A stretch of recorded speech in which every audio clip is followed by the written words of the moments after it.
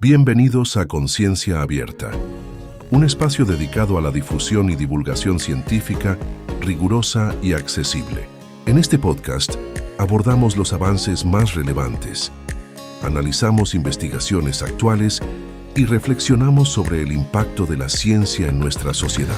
Nuestro objetivo es abrir las puertas del conocimiento, promover el pensamiento crítico y fomentar una cultura científica sólida y responsable.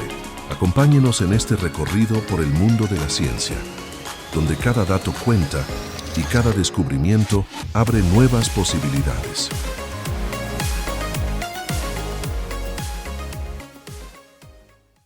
¿Qué harías si supieras que estás a punto de encontrarte con un rival? Lo más probable es que cambiarías tus planes, pues resulta que no somos los únicos que pensamos así. Un nuevo estudio publicado en Nature Ecology and Evolution revela que las mangostas enanas también son capaces de anticipar los conflictos con otros grupos y modificar su comportamiento incluso antes de que ocurra un enfrentamiento. Hoy vamos a descubrir cómo estos pequeños mamíferos toman decisiones estratégicas que nos ayudarán a entender mejor la evolución de la cooperación, la competencia y quizás un poco de nosotros mismos.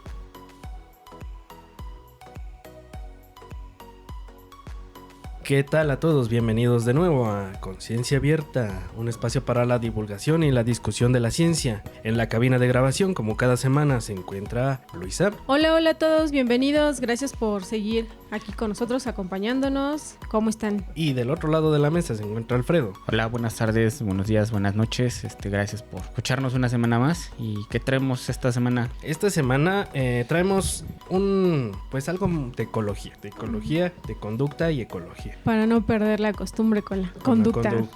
Pues sí, definitivamente. En este caso sería una mangosta enana, se llama Elogale parvula. Se ubica en el sur de África. Y bueno, este artículo fue publicado en Nature y fue publicado por Josh Arbon y su equipo de investigadores. Las mangostas son estos mamíferos pequeños que suelen relacionarlos con las cobras, ¿no? Que pelean con cobras. Familiar de las suricatas, de la misma familia de las suricatas. Emparentados con ellos. Uh-huh. De hecho, tienen hábitos muy parecidos a ellos. Ocupan centinelas, ocupan madrigueras para esconderse. Y se organizan en grupos familiares.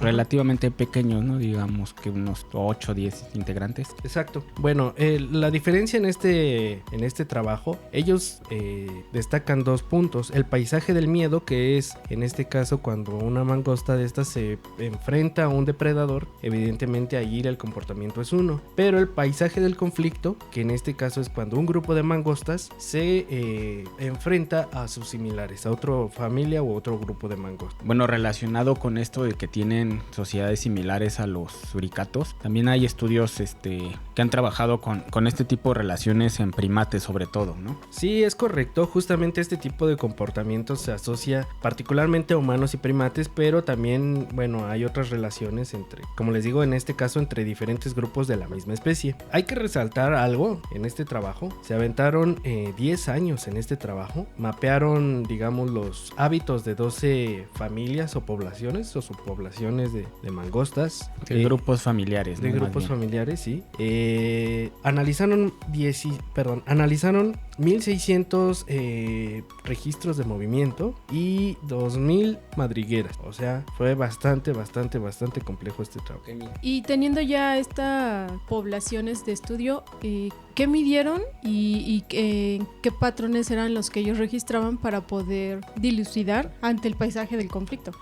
Sí, bueno, en este caso lo que midieron ellos fue el comportamiento de una población de mangostas respecto a otras poblaciones y la territorialidad de estas mismas, es decir, cómo se comporta una familia de vecinos y si en este caso pueden adoptar posturas preventivas frente a otra familia. Porque ellos analizaron el comportamiento, pero se dieron cuenta que el 98% de las veces entre estas subpoblaciones o familias o grupos familiares no se encuentran, nunca tienen contacto directo, pero el 2% de las veces que se encuentran siempre hay conflicto y agresiones Entonces aquí lo que les llamó la atención es justamente el comportamiento que tienen estas mangostas para prevenir ese tipo de confrontaciones directas. ¿Por qué? Porque como bien sabemos, que un individuo de una población salga lastimado es muy probablemente sentencia de muerte. ¿Por qué? Ya sea que porque no puede comer o porque llama a los depredadores con su sangre o algún tipo de esto. Entonces el costo para una familia de que sea agredida es bastante alto. En este caso pues las mangostas, igual que los suricatos, tienen un centinela que es un miembro de la familia que se la pasa vigilando de los depredadores o de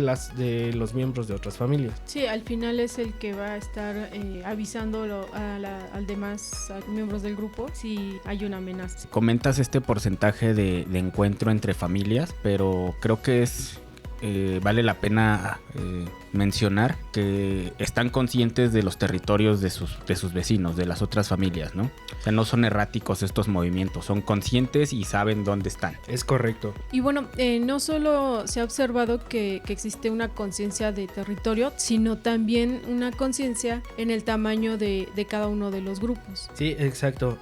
Por lo regular el foco se pone en grupos de 9 adultos. De ahí se sacan grupos de menor tamaño, que son de 5 individuos, de igual tamaño aproximadamente de 10 individuos o de mayor tamaño aproximadamente de 16 individuos. Esto quiere decir que en algunas ocasiones los territorios se traslapan, dando lugar justamente a uno de los resultados de este estudio, que es cuando los grupos pasan más tiempo en las zonas compartidas con rivales del mismo tamaño. Sin embargo, no es así con rivales de tamaños pequeños o de tamaños grandes en esos territorios.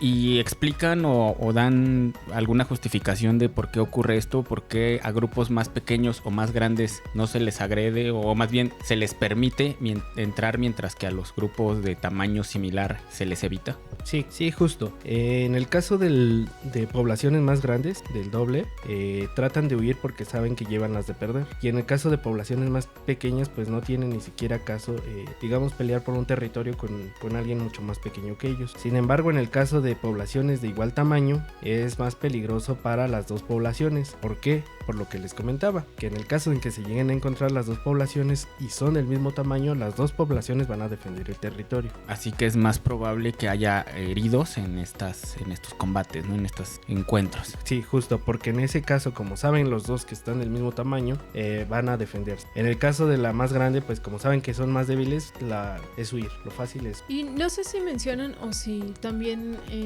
toman en cuenta la proporción entre sexos y eso afecta justamente el comportamiento. Sí la mencionan que la proporción es la misma, 50-50, no hay un factor que influya en este caso. Y bueno, retomando un poco las posiciones que tiene, por ejemplo, el centinela en el grupo, que cómo afecta justamente el tener la conciencia, digámoslo así, de que puede haber un grupo similar en número o un grupo disparejo en número y qué comportamiento tendría este centinela. Sí, es interesante porque allí es lineal el comportamiento. Es decir, cuando el vecino es más pequeño, bueno, la población vecina es más pequeña, el centinela sí da la alarma, pero es muy, muy basal, digamos. Cuando detectan que el vecino es del mismo tamaño, pues dan una alarma normal. Sin embargo, en contrasentido a lo que uno pensaría, cuando el rival es más grande, los vecinos son más grandes, el centinela da una alarma mucho más fuerte.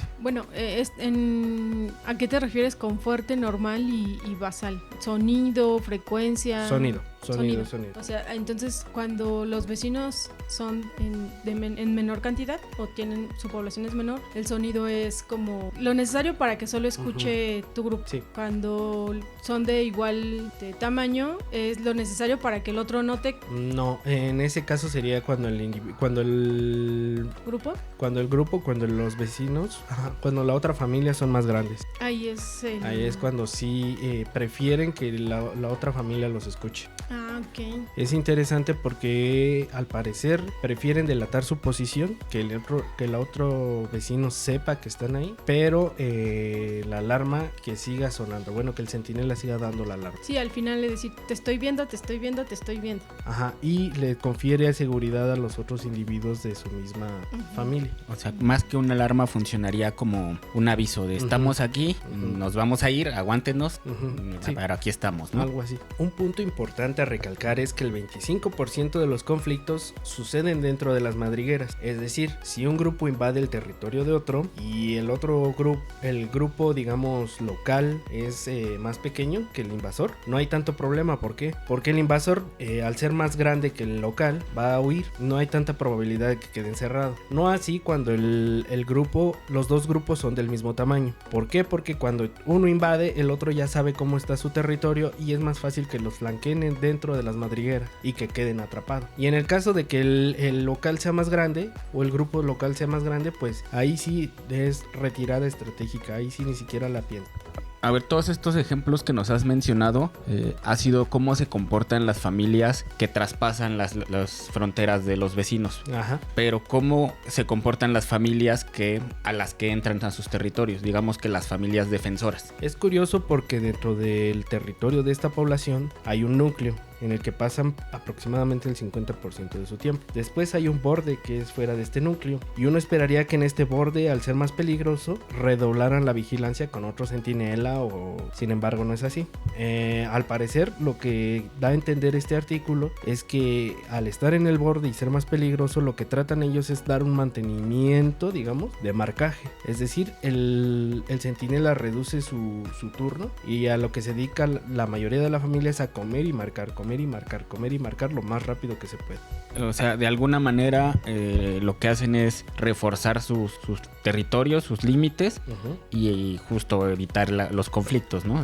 Exactamente, el conflicto directo, sí, justamente. Y bueno, ¿cómo calcularía la mangosta el riesgo o el tamaño de la amenaza del enemigo sin ver el enemigo? Pues como les he dicho, son pocas las veces que tienen confrontaciones directas. Bueno, aquí los investigadores señalan dos formas o hacen dos hipótesis. Las señales indirectas, que es el olor, el marcaje, como ya se los habíamos dicho, marcas fecales en letrinas, y del otro lado la memoria anclada espacialmente, es decir, los recuerdos que ellos tienen de conflictos anteriores en los que se han tenido confrontaciones directas. O sea que no solamente están conscientes de su territorio y del tamaño de las familias de sus vecinos, sino que recuerdan los conflictos que han tenido con esos mismos vecinos. Al parecer sí, pero no dejaría de ser una hipótesis. Pues me parece bastante interesante porque justo es muy importante mencionar que pues son mamíferos o tienen una sociedad compleja, viven en sociedades familiares y pues es muy similar, como mencionabas al inicio, de que se le atribuye solo a los humanos y a los primates, a los chimpancés, sobre todo este tipo de comportamientos, pero pues vemos que otros organismos tienen sociedades similares y comportamientos similares. Y bueno, a mí lo que me llamó la atención es que más allá de que evaluaran, por ejemplo, una competencia por comida y eso, va más allá a la parte de seguridad, ¿sabes? O sea, estamos modificando el comportamiento, bueno, las mangostas modifican su comportamiento para estar seguros, ya no tanto para, no sé si quizás invadir un territorio, sino simplemente proteger lo que se tiene y mantenerse seguros. Que muchas veces creo que cuando se habla justamente de estos comportamientos de competencia, lo vemos como eso, ¿no? Uno de los dos grupos tiene que ganar y tiene que, pues, dejar que el otro grupo ya no sea exitoso. Y creo que ese comportamiento lo ponen mucho, por ejemplo, en la evolución del Homo sapiens y el Neandertal, que justamente está esa discusión, ¿no? Si realmente convivieron, si eran enemigos a muerte o si hubo ahí una mezcla. Entonces creo que es bueno mirar hacia grupos pues no relacionados con los humanos tan directamente, donde vemos que eso ya está implícito en su biología y en su ecología. Sí, creo que la aportación de este artículo, dejando de lado, o sea, los 10 años de investigación que fueron tremendos, es justamente que establece la relación no solo en un mismo grupo familiar o no solo con el individuo, con el depredador. Establece una relación ecológica en entre grupos de la misma especie y el comportamiento de la misma especie en diferentes familias, que eso casi no se ve. Sí, si no mal recuerdo, hace unos años, tal vez unos 10 años, había un documental sobre suricatos, creo que se llamaba El Reino del Suricato, me parece, que justo daban pues sí, hacían el seguimiento de varias familias de suricatos y pues ahí lo llevaban como si fuera una telenovela, pero bueno, justo se podían ver ese tipo de relaciones familiares y pues sí, relaciones sociales con otros grupos, cómo interactuaban, cómo peleaban por recursos, cómo peleaban por territorios y justo esto, cómo también a veces se evadían las peleas. Sí, pues al final del día pues, calculan el riesgo, ¿no? ¿Qué sale más caro si nos enfrentamos o huimos? Siempre ha sido así, naturalmente siempre. Algo que también me parece curioso es esta teoría que me mencionas sobre que recuerdan encuentros anteriores, porque pues te habla de que tienen pues una memoria, no sé si llamarla histórica, pero sí al menos muestran rasgos de tener esta memoria de conflicto o de eventos pasados. Sí, eso está interesante, ¿no? ¿Cómo se lo pasa? O sea, ¿cómo saben? Porque digamos, hay recambios de generaciones. Sí. ¿Qué pasa ahí? ¿Se lo platican? Sí, es bastante interesante y justo porque, bueno, me parece que también que 10 años de monitoreo y ver que estos territorios pues no tienen grandes cambios realmente, pues también te habla de que tienen pues, una cierta pertenencia a ese lugar. Y también pues el aprendizaje que tiene como individuo y como grupo, estos aprendizajes, ¿no? Que me quedé pensando justamente en el inicio del artículo donde mencionan sí este comportamiento como una fuerza evolutiva. Finalmente, y a modo de conclusión, es importante estudiar a los animales fuera de su entorno de enfrentamiento directo. Esto nos ayudará a comprender la forma en que los animales entienden el entorno y las relaciones intragrupal. Dicho de una manera un poquito menos técnica, es importante seguir haciendo este tipo de estudios, pero lejos del entorno de pelea entre los grupos, justo para determinar qué tan conscientes de su entorno, de sus relaciones y de su ambiente son estos organismos. Muy bien, pues esto sería todo por esta semana. Nos vemos la siguiente semana.